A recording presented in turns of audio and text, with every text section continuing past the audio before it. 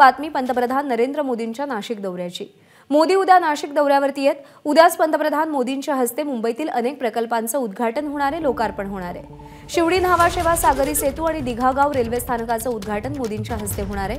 पंतप्रधान मोदी ऑनलाईन पद्धतीने हे सगळं उद्घाटन करतील। उद्या पंतप्रधान नरेंद्र मोदींचा नाशिक दौरा आहे। युवा संमेलनासाठी ते नाशिकमध्ये येणार आहेत। काळाराम मंदिरामध्ये ते दर्शन घेणार आहेत, पण त्यासोबतच मुंबईकरांसाठी अत्यंत महत्त्वाच्या अशा काही प्रकल्पांचं उद्घाटन आणि लोकार्पण पंतप्रधान नरेंद्र मोदी यांच्या हस्ते होणार आहे।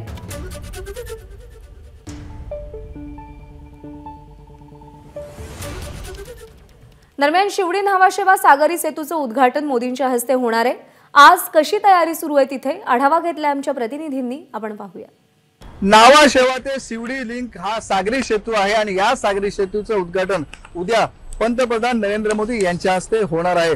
संध्याकाळी 4 वाजता हा कार्यक्रम ठेवण्यात आलेला असून या ठिकाणी खारकोपर ते उरण रेल्वे मार्ग, त्याचबरोबर दिघा रेल्वे स्टेशनचं सुद्धा उद्घाटन करण्यात येणार आहे। आणि यानंतर आहे ते नवी मुंबई आंतरराष्ट्रीय विमानतळाच्या जागेवरती मोदी यांची सभा ठेवलेली आहे।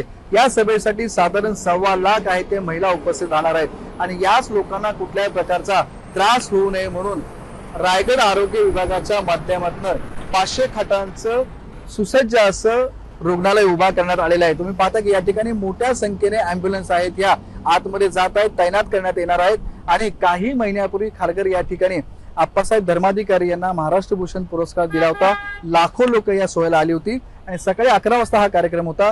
यावेळी उष्माघातामुळे 14 लोकांचा मृत्यू झाला होता, तर अनेक लोक हे बेशुद्ध पडलेले होते।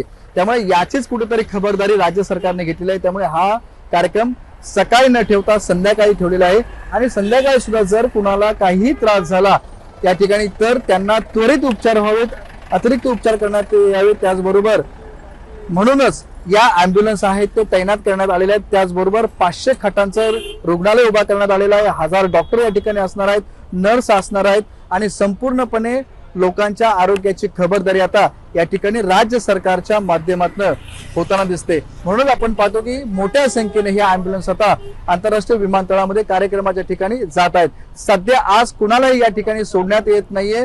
संपूर्णपणे हा कार्यक्रमाचा ताबा आता नॅशनल सिक्युरिटीच्या एजन्सीने घेतलेला आहे। विनायक पाटील, एबीपी माझा, नवी मुंबई।